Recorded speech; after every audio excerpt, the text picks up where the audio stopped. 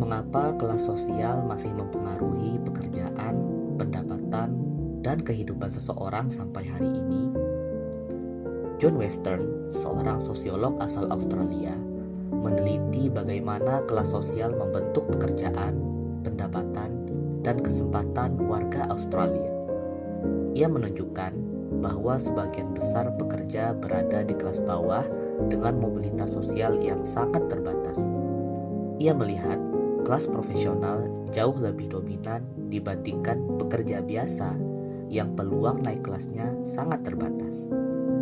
Western juga melihat munculnya kelas menengah baru yang berkembang dari pekerjaan administratif, teknis, dan profesional.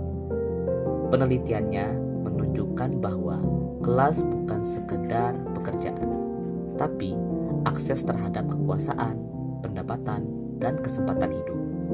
Kini, di Indonesia, ketimpangan masih terlihat dari perbedaan pendapatan antara pekerja formal, informal, dan profesional.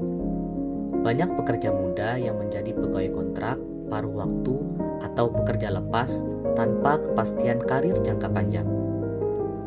Pekerja berpendidikan rendah cenderung terjebak di sektor informal, seperti pola kelas bawah dalam penelitian John Western. Kelas menengah tumbuh, tetapi cenderung rentan karena krisis ekonomi, kurangnya lapangan pekerjaan, dan biaya hidup yang semakin tinggi. Digitalisasi membuka peluang kerja baru, tetapi juga menciptakan jurang besar bagi mereka yang tidak punya akses dan keterampilan digital.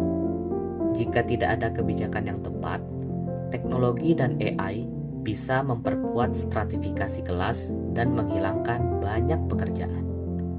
Pekerja dengan skill rendah beresiko makin tertinggal karena dunia kerja menuntut keterampilan tinggi di masa depan.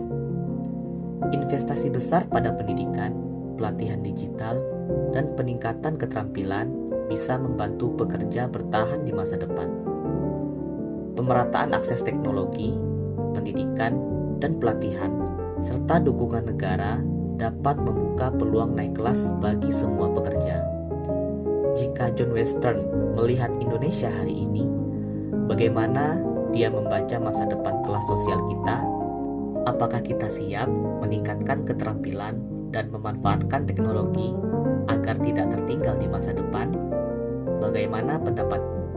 Tuliskan di kolom komentar ya. Sampai jumpa di konten selanjutnya.